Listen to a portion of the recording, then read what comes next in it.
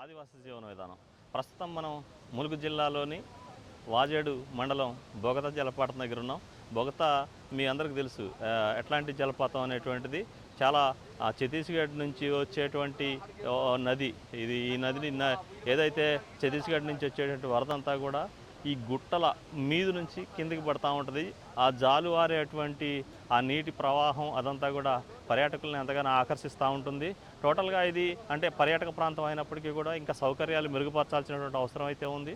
మనకి వెహికల్స్ లోపలికి తీసుకొచ్చేందుకు అటవీ శాఖ అనుమతి ఇచ్చినప్పటికీ కూడా అది జస్ట్ వాళ్ళ ఎక్కడైతే టికెట్ తీసుకున్నారో టికెట్ తీసుకున్న నుంచి 100 మీటర్ల నుంచి అంతకంటే ఎక్కువ లోపలికి పోనివ్వడం లేదు. అక్కడ నుంచి లోపలికి నడిచి రావడానికైతే కొంత ఇబ్బంది పడేటువంటి పరిస్థితి ఉంది. వెహికల్స్ని ఇక్కడ వరకు వాటర్ ఫాల్ వరకు వెహికల్స్ని తీసుకొస్తే అది పర్యాటకులకు ఇంకొంచెం సౌకర్యంగా ఉంటుందనేటువంటిది అయితే మనం చెప్తా ఉన్నాం. టోటల్గా ఇక్కడ బొగత జలపాతానికి ఏది మనకి హైదరాబాద్ నుంచి కావచ్చు, లేకపోతే ఉమ్మడి ఆంధ్రప్రదేశ్లో ఉన్నటువంటి అటు తెలంగాణ కావచ్చు, ఆంధ్రప్రదేశ్లో ఉన్నటువంటిగా పర్యాటకులు చాలామంది ప్రతిరోజు నిత్యం కలకల్లాడుతూ ఉంటుందన్నమాట.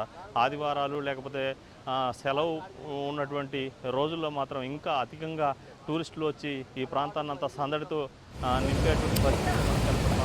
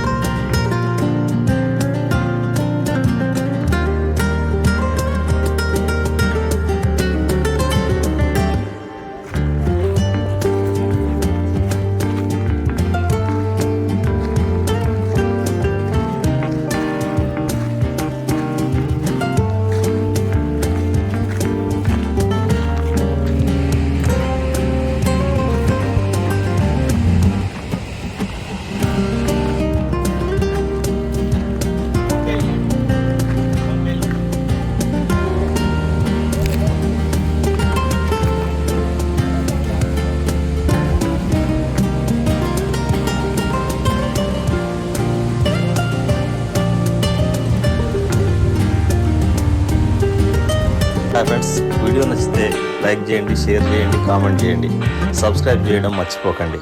ఆదివాసీ జీవన విధానానికి మీరిచ్చే సపోర్టు మాకు ఆక్సిజన్లా పనిచేస్తుంది. Please subscribe.